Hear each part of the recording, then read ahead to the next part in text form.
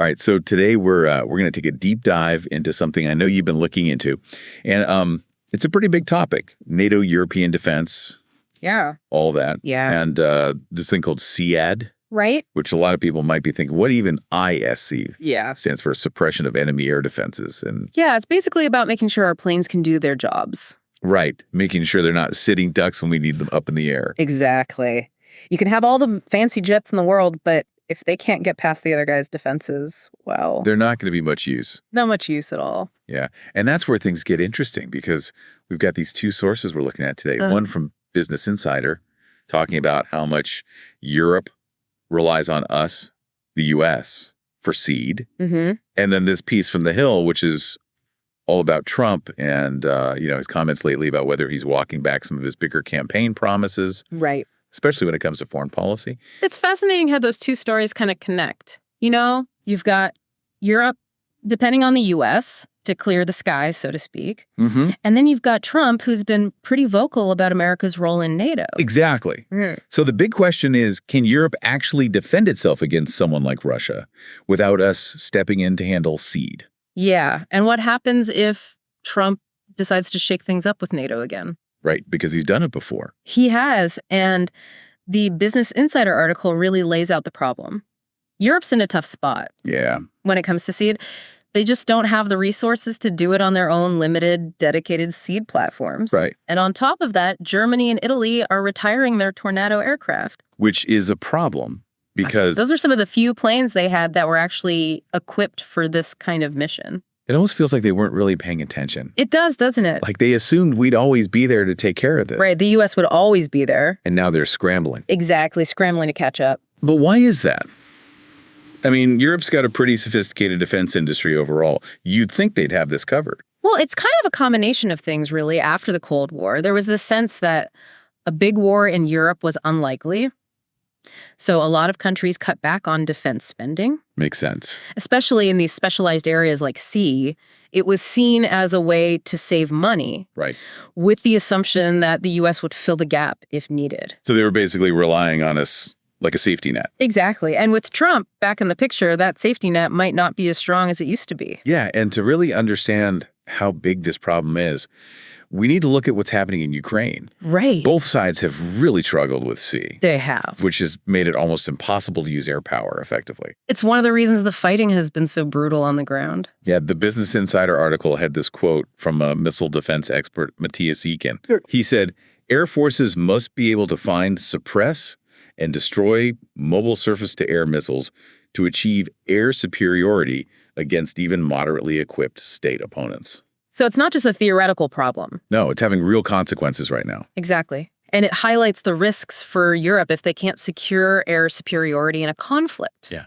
Their ground forces are at a huge disadvantage. They become much more vulnerable to attack, and it limits their ability to maneuver and achieve their objectives. It's like trying to fight with one hand tied behind your back. Yeah, you're severely limiting your options from the start. And this is where the whole Trump factor gets really unsettling. I mean, he was incredibly critical of NATO during his first term. He was. Even threatened to pull the U.S. out entirely. Yeah, and that really shook things up in Europe. Yeah. They realized they couldn't just assume American support anymore. So is that part of the reason why we've seen European defense spending increase since Russia invaded Ukraine? I think it definitely played a role.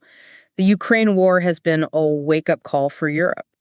They're seeing the consequences of not being prepared for major conflict. But then we have this shift in Trump's rhetoric that the Hill article highlights.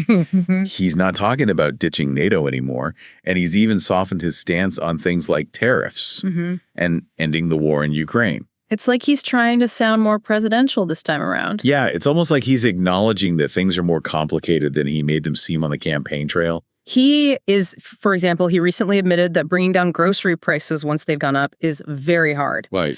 Which is a far cry from his previous promises to fix the economy overnight. And on the topic of tariffs, he said, "I can't guarantee anything." Which is a pretty big shift from his previous hardline stance. Yeah. Yeah. The Hill article even contrasts these more recent statements with some of his earlier pronouncements. To show how much his tone has changed. Yeah, so the question is, what does this mean for Europe? Is this a sign that Trump is going to be more pragmatic in his second term? Or is it just a temporary shift in rhetoric? That's the million-dollar question, right? Because if Europe can't count on us to provide seed, they need to figure out a way to do it themselves. And that's not going to be easy. Not at all. It's really a puzzle, isn't it? It is. You've got Europe with all this economic power, all this technology, and they can't seem to figure out this one crucial part of defense. It's true. And then on the other hand, you've got Russia with this huge military that just can't seem to get its act together in Ukraine. It makes you wonder. It does. I think Europe just got so used to relying on the U.S. Yeah, especially for the expensive stuff. Exactly. The really complex things like SEAD, they haven't put enough effort into developing those capabilities themselves. Yeah, and building up a proper SEAD capability is not easy. Oh, no. It's not just about buying a few planes and missiles. No. It's about training tactics. Experience knowing how to operate in a real conflict. Exactly, and that takes time. It does. SEAD is a very specific kind of warfare. Right. It requires a lot of specialized knowledge. You have to understand the enemy's air defense systems, how to coordinate complex operations. And be able to adapt on the fly. Exactly. So can Europe even catch up at this point? I mean, they're starting from behind.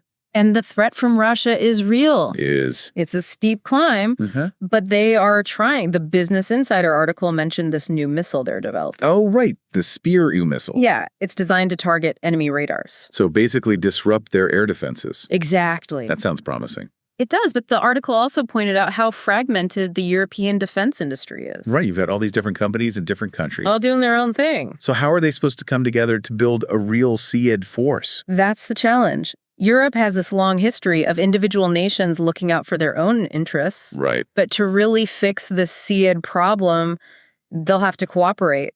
Share resources. Streamline their procurement processes. Which is easier said than done. It is, and that's assuming they can even get their act together politically. Because we've seen how disagreements between countries can stall progress on defense. Oh, absolutely. So political will is going to be crucial. Yeah. If they can't agree on a strategy and commit the resources, then they're going to have a tough time overcoming this seed deficit. They will.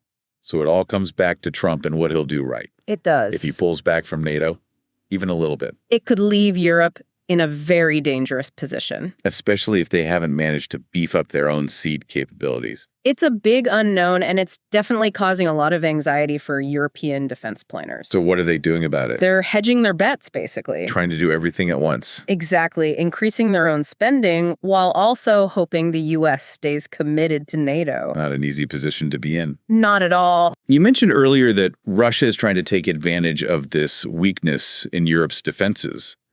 What did you mean by that? Well, Russia's military doctrine relies heavily on this concept of what they call anti-accessoria denial, or A2AD. A2AD. I'm not familiar with that. So basically it means creating a no-go zone for enemy forces. Like a keep-out sign. Exactly. And they focus especially on keeping air power out. How do they do that? By deploying layers of air defense systems, long-range missiles, electronic warfare capabilities, even cyber attacks. So they're trying to make it really hard for NATO to operate in that region. Exactly, as risky and as difficult as possible. And this is where SEAD becomes crucial. It is if NATO can't suppress those Russian air defenses. Then they can't do anything else. Right. It becomes much harder to conduct air operations, support ground troops, even gather intelligence. So Russia's got a plan. They do, and they know exactly how to use their strengths against NATO's weaknesses. Which brings us right back at the beginning. Full circle. If Europe can't handle sea on their own, and if there's even a chance that the U.S. might reduce its support, things start to look very bad for Europe. Very shaky. Very shaky indeed. And then there's Trump.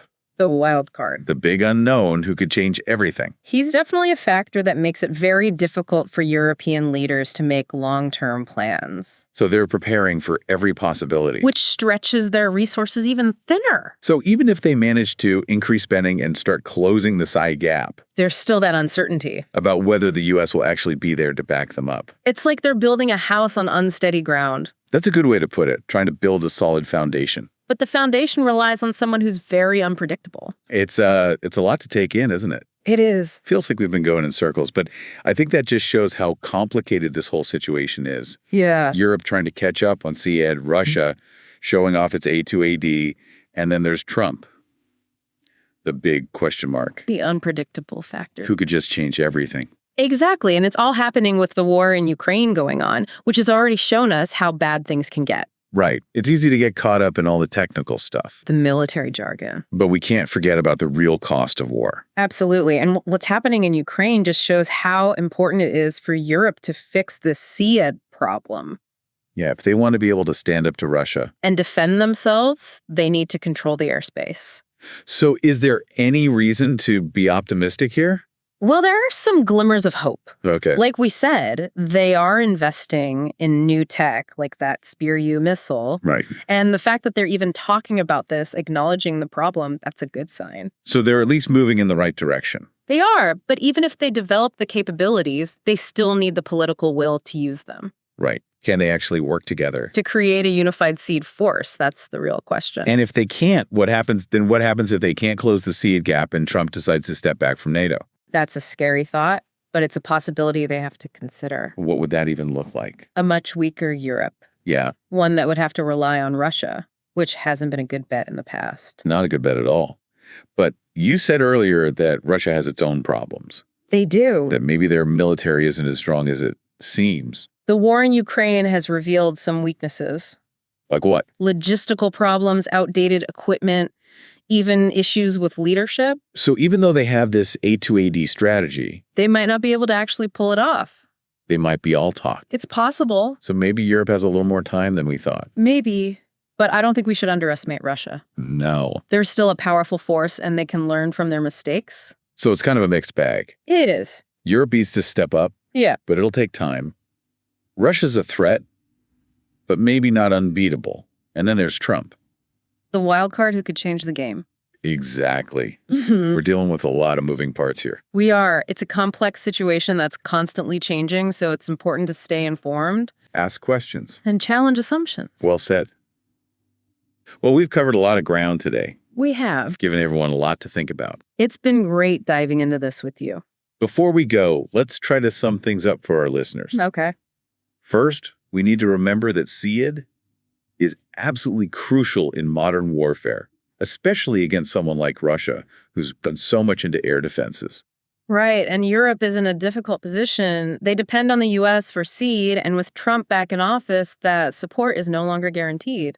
And lastly, even though Russia looks strong, their performance in Ukraine suggests they might not be as invincible as we thought. Those are some great takeaways. Yeah, and I think the biggest one is that this story isn't over. Yet the future of European security depends on so many things, some of which are completely out of their control. A lot of factors at play. It just shows that we live in a complicated world where even small events can have huge consequences. Absolutely. Well, thanks for joining us on this deep dive into the world of SEAD, NATO, and European defense. It's been a pleasure. And for our listener, one final thought to consider given Russia's own struggles is Europe's reliance on the U.S. for SEAD really as bad as it seems? Or could those Russian shortcomings give Europe the time it needs to build up its own capabilities? It's a tough question, but one worth thinking about.